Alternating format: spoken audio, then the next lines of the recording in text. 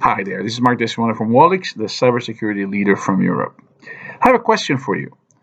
So, what is the percentage of devices on factory floors that are actually connected to networks and to IT? That's actually a very small number compared to how many devices exist on the factory floors.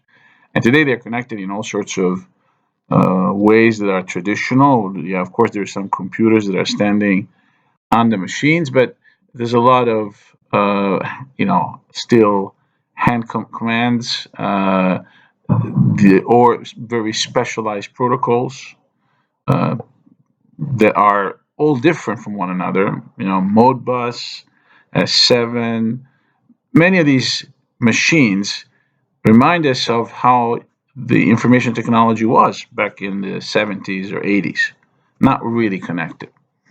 And we know what happened in IT, the internet protocol, the web services, technologies all connected everything to everything else.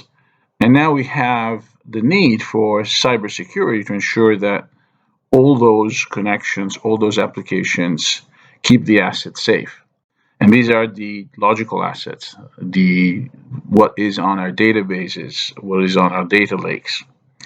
Increasingly, though, the very disparate machines on factory floors are slowly but surely getting connected.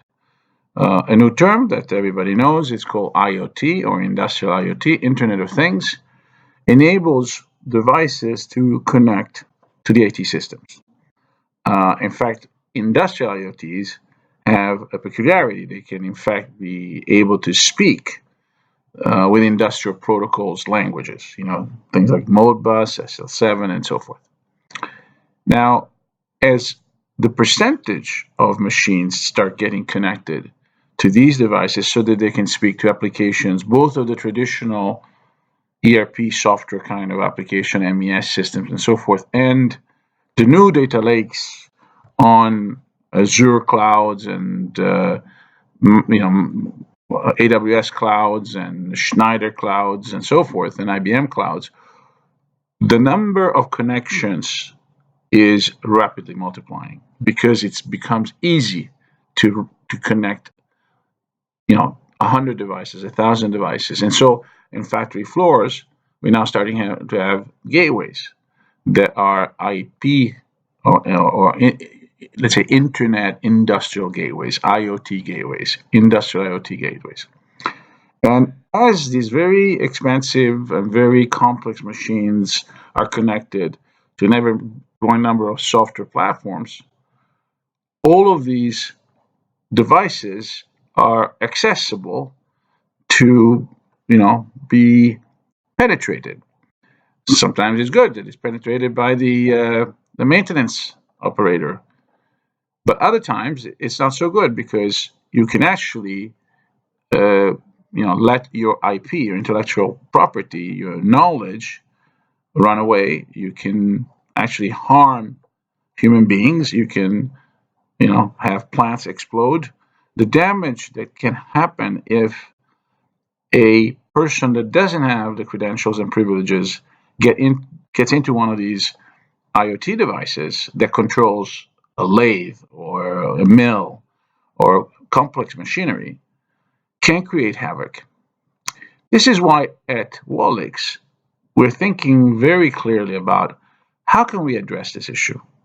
And it's not just about the visibility of the potential threats on the factory floor.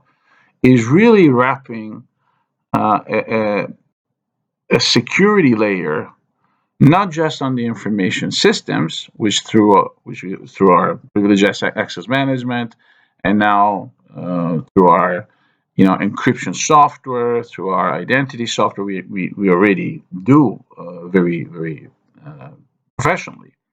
But it's how do we actually permeate the factory floor with that same level of security and enabling the manufacturing teams to actually not feel that they have to just buy security, but as they buy Internet of Things devices, security is embedded in their systems.